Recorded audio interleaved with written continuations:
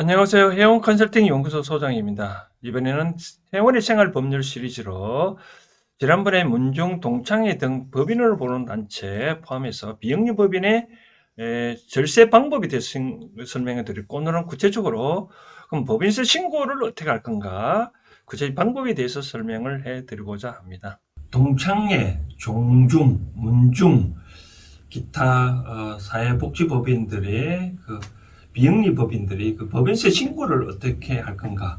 비록 종중이나 문중이라 하더라도 관할세무서에 수익 사업을 한다고 했었을 때 그 수익 사업에 대해서는 그런 단체들은 법인으로 보기 때문에 법인세 신고를 3월 31일까지 신고하고 납부를 해야 됩니다. 그에 따른 주민세는 물론 4월 30일까지 해야 되고요. 주민세는.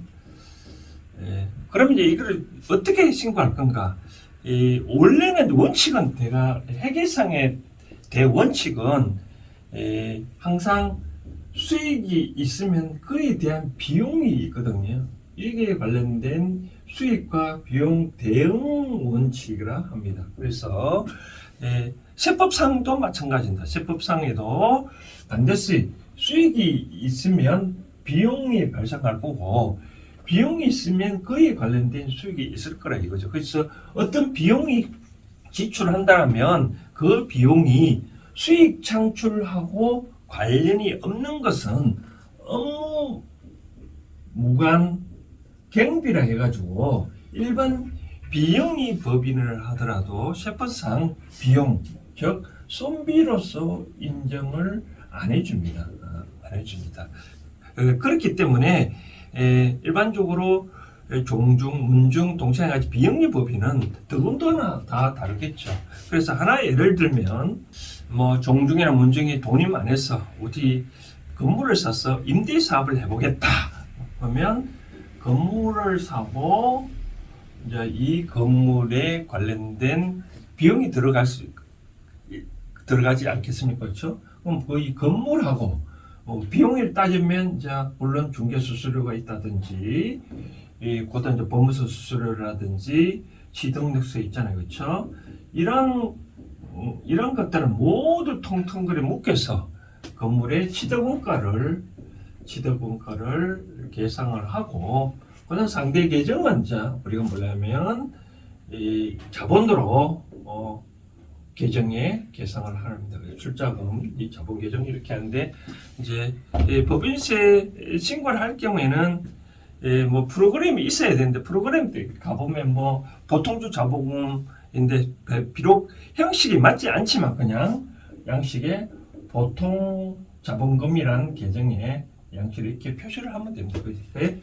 차변에는 회계를 처리해 보면 우리가 차변에는 이렇게 토지나 건물에 이렇게 계산을 하고, 대변 계정, 대변에는 요거는 자산 계정이 되겠죠, 그렇죠?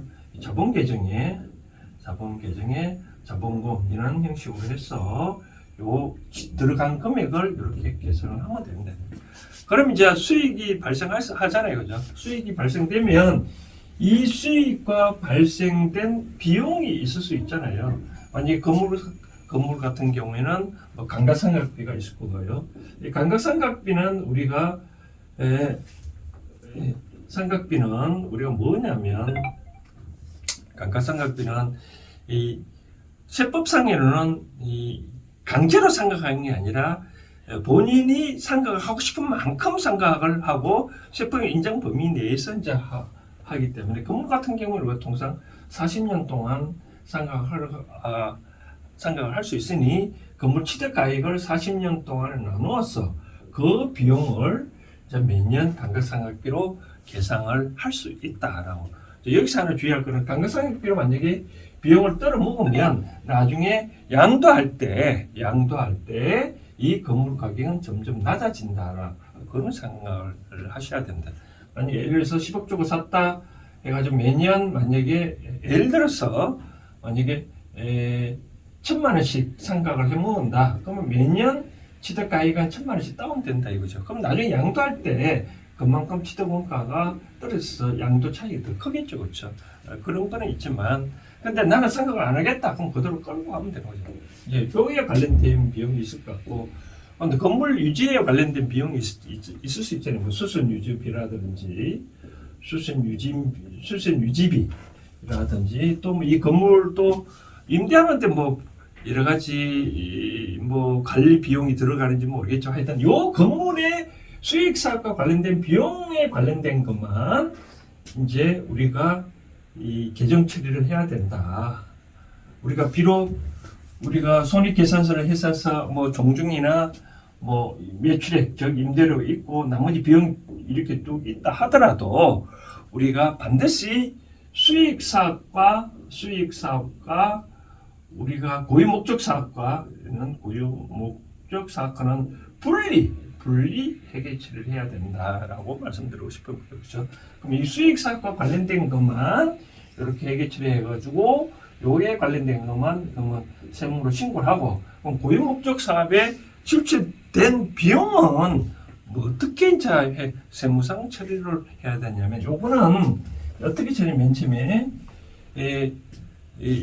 처음에 어떻게 비용을 지출할 경우에는 선급 비용으로 일단은 선급 비용으로 처리하고, 물론 상대 계정은 현금으로 나가겠죠, 그렇죠? 현금 이렇게 선급 비용을 처리해놨다가 나중에 연말에 계산할 때 우리가 이제 잉여금이라는 게 있잖아요. 이제 수익사범 이익 생기면 요거 이익 있고 이제 비용이 있고, 그럼 여기에 당기순 이익이 있는데, 요 순이익에서 선급 비용을 계산을 해서 정리를 하고, 남는 것은 이제 미처분 잉여금이란 형식으로 계산을 하면 된다라고 표시하면 됩니다. 그래서 만약에 대조표에 표시를 한다면, 물론 여기에 대변 항목에 부채 계정은 별도로 있고, 자본 계정에 당초 출자금, 당초에 출자금 토지 건물이 있으면 출자금 이렇게 계산하면 되고요. 그다음 여기 이제 잉여금 계정에 이제 미처분 잉여금이라는 항목으로, 이게 아까 말씀드린 대로 임대 수익이 만약에 1,000만 원 생겼다. 그러면 1,000만 원 중에 이제 요에 관련된 직접 비용이 있을 수 있잖아요. 뭐 거기에 200만 원 지출됐다. 그러면 이제 800만 원 남았잖아요. 이 800만 원 남는 걸 요를 그대로 쓰는 게 아니라 수익 고유 목적 사업에 지출을 해야 되잖아요. 뭐 위사업을 하는 목적이 종중에 뭐 조상들의 선양 비용이라든지 뭐 자금이라든지 그런 거 주잖아요, 그렇죠? 그럼 자금은 아까 말한 대로 선급 비용 처리해놨다가 나중에 아까 여기 나오는 잉여금 800만 원에서 기존에 지출하고 남는 거, 이제 만약에 600만 원을 썼다 그러면 남는 금액은 200만 원 남았잖아요, 그렇죠? 그러면 요거는 잉여금에서 이익금에서 차감해 쓰고, 요거 200만 원만 미처분 잉여금을 해야 된다. 근데 나중에 뭐 자학사업을 하다 보니 만약에 돈이 부족하다 그러면 결손으로 처리를 해놔야 되겠죠. 근데 뭐 종종에서 돈이 많다 그러면 또 이게 현금으로 예금을 해놨다. 그럼 현금과 예금이 있다면 이것도 자본금이 있겠죠, 그렇죠? 만약에 자학사업 해가지고 돈이 많이 이익금보다 더 많이 들었다. 그럼 잉여금으로 또 만약에 못 됐다. 그럼 이거는 미처분 잉여금 하나도 없겠죠. 그럼 자본금에서 차감해서 지출하는 형식으로 이렇게 회계 처리하고 세무상 신고를 해야 된다. 그럼 세금은 아까 말한 대로 법인세는 아까 말한 대로 요게 요 수익과 관련된 비용, 그러면 아까 말한 대로 여기 1,000만 원이면 요 관련된 비용이다. 그럼 800만 원 기준으로 세금을 계산해서 납부를 하고, 나머지 고유 목적 사업에 관련된 비용은 이 비용을 계산하면 안 된다. 이 비용은 아까 말한 대로 잉여금원에서 조정하고 회계 처리하고 그렇게 신고를 하면 된다라고 생각되어집니다. 그래서 이런 식으로 회계 처리하면 되니까 또 올해는 이미 지나갔기 때문에 제 영상 보신 분이나 또 향후에 또 이 고유 목적 동창이나 비영리법에 운영하는 분들은 뭐 법인세 신고할 것이 있으면 뭐 가까운 세무사나 저한테 전화 주시면 제가 하는 방법을 설명을 해드리도록 하겠습니다.